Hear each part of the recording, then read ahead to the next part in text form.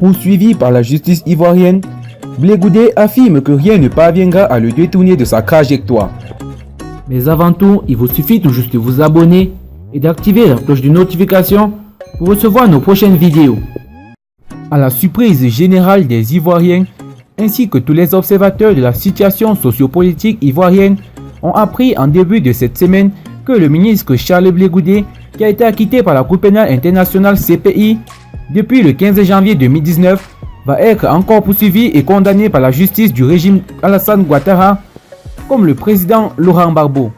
Aussi absurde que cela puisse paraître, les chefs d'accusation inventés contre lui pour les circonstances en dehors du code pénal en vigueur en Côte d'Ivoire sont des crimes contre la population civile et le crime contre les prisonniers de guerre.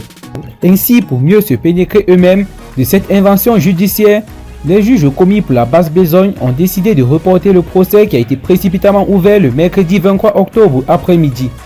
Devant une telle démarche qui frise la provocation et dévoile le plan de guerre civile que prépare vraisemblablement le régime au pouvoir, la Fondation ivoirienne pour les droits de l'homme et la vie politique interroge le président Alassane Ouattara et se demande s'il veut vraiment brûler la Côte d'Ivoire avant de s'en aller.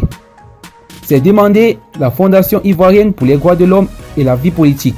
La Fondation ivoirienne pour les droits de l'homme et la vie politique et le monde entier découvrent en effet le caractère grotesque et moribond de la démarche du chef de l'État Alassane Ouattara, qui est convaincu qu'il ne se présentera pas à l'élection présidentielle de 2020, ou même s'il osait y aller de force et que l'élection est transparente, il appellerait dès le premier tour, choisit alors d'éliminer ses potentiels adversaires avec l'aide de sa justice sous ses ordres.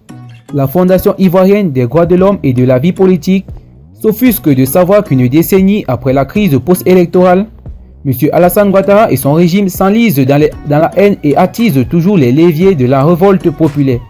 Au lieu de travailler plutôt la réconciliation nationale, c'est cynique et machiavélique. La Fondation ivoirienne des droits de l'homme et de la vie politique condamne donc ce procès inique et politique contre le ministre Charles Blé Goudé.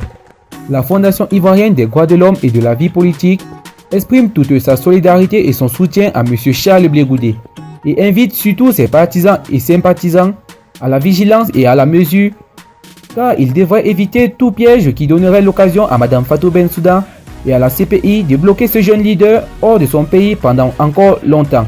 Toutefois, le retour en Côte d'Ivoire de Charles Blé Goudé et du président Laurent Gbagbo est pour très bientôt.